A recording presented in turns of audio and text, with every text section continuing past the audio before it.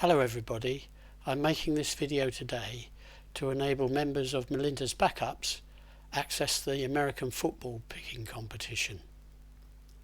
The main website for Melinda's Backups is www.melindasbackups.com and the football is located at football.melindasbackups.com.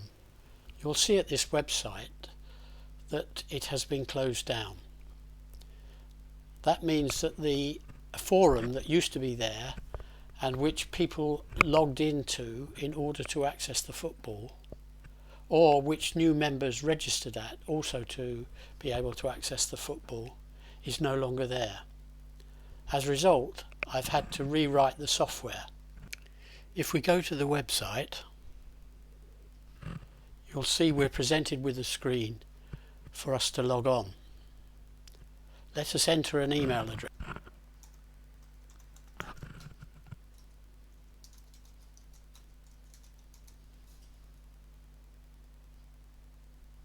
As you can see, we're taken to a screen which says we can't log you in yet because you don't have a password. However, as it explains there, you've been sent an email. So let's just have a look at our email now.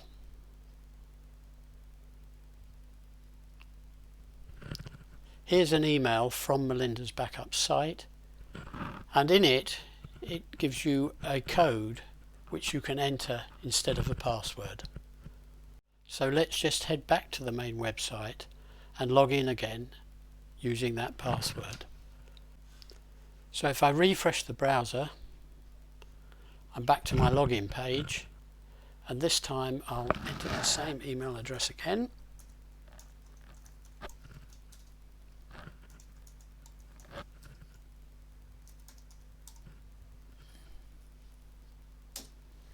So I've now been sent to a page where I can enter my password.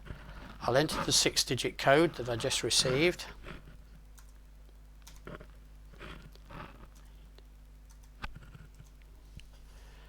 If I click on here, you can see that that's what I've done, and I'll sign in.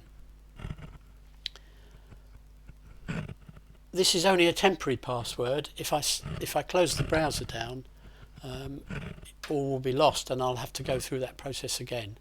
But I'm now able to go here and edit my profile, and I can now enter a new password. So let's enter something, and if you can't quite remember what you did, just click on here and it'll show you A, B, C, D, E, F, and you have to enter the same thing, A, B, C, D, E, F, and if you click this it will remember you between logons. If you don't click that, you'll have to sign in every time. So let's remember and update that. And now, as you can see, I'm back into the application the same as I was before. I now want to try, so I'll log off again. Or before I do that, let me just refresh the browser. And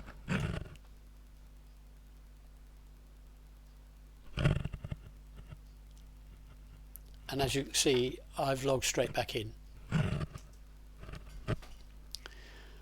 Okay, before I do that now, let's log off. And now enter a completely new email address for somebody that is not known by the site at all. Now this might be a random hacker or it might be somebody who has changed their email address since last time. So we have to be quite careful about how we deal with this person. But let me continue. And as you can see, it recognises that this person hadn't previously signed up for Melinda's Backups and is asked to first of all show that they're not a robot, and then to provide a password in the same way as we did before. So we'll use the same password, and I'll click on here to show it.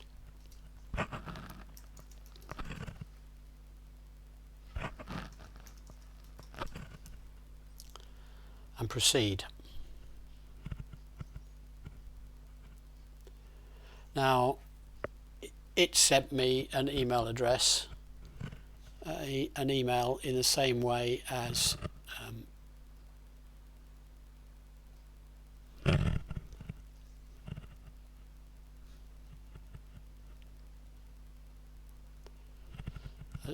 I was sent before.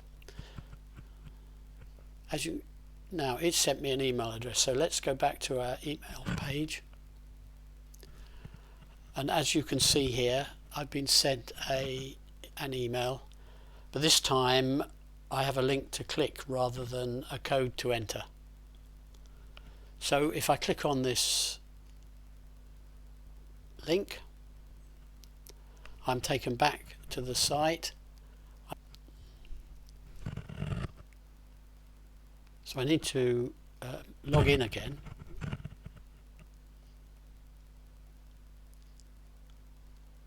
This time entering the password that I originally entered.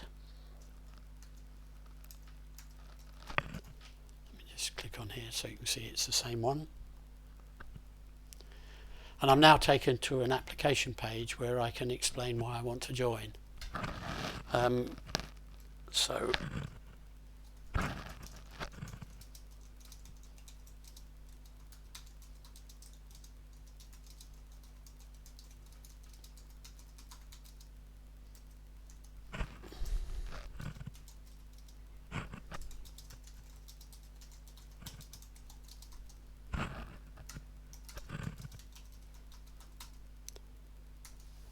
And a feature of all of the text boxes on here is that if I click this,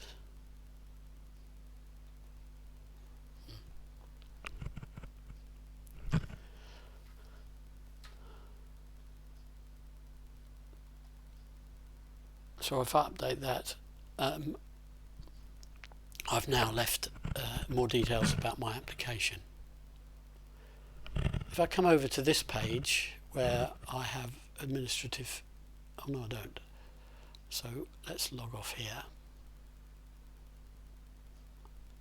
and log on as somebody with administrative privileges.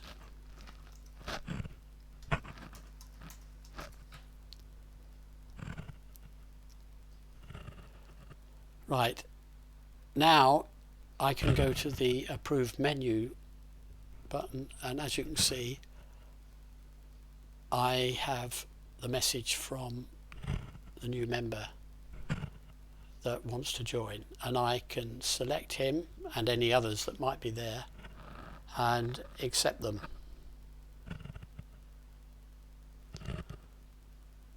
So I've now approved that member, and there's nothing more for me to do, but let me now switch over to that member's email, and as you can see I've received a message saying that my membership is approved, and I now can click on here to log on. So I'll do that, switch back over to my browser and enter my email address and the password I assign myself. Sign in. As you can see, we've been taken to the main application. It consists of a set of scores from last year's competition. At the top, the total scores of all the participants, but as you scroll further down the page, it shows all the various rounds and the scores within those rounds. Click on any one of the rounds and you get taken to more details about that round, including showing the pics of all the users. The green ones are correct and the red ones are incorrect pics. In this particular case, it was a bonus question round, so the part at the top shows the bonus question results, and then further on down each of the matches and those results, the pics and results of all the people made. At the top of the page is a toolbar, and at the left hand end of it is a menu button. if I click on that menu button, we get a set of options of various things that I can do. So the one of the things we haven't looked at is the playoff picks, but if I click on the teams menu, I now see for each of the different divisions in the conferences the playoff picks, and for the first entrance in each conference the scores that go with that. And then again the picks mean the same thing. Green is correct picks, red is incorrect picks.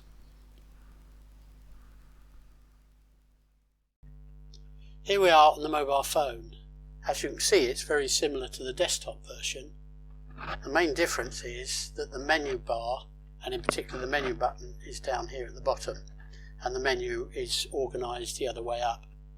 And that's just because with a mobile phone you're more likely to want to work it with your thumb than anything else. The other interesting option is that if I go to the option up here on the browser, I have an option to add the application to my home screen. So if I add to the home screen,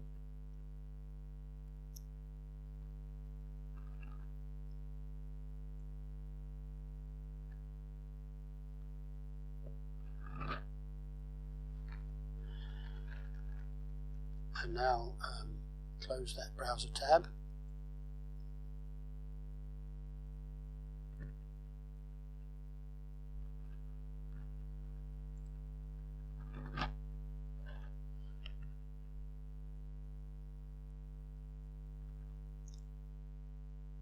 As you can see, it's added an icon to my desktop, which I can now select.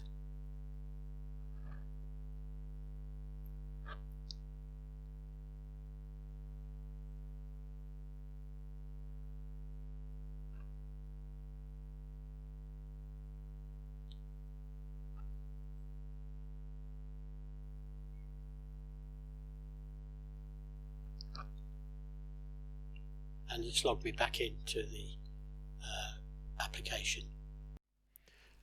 I hope you found that explanation useful.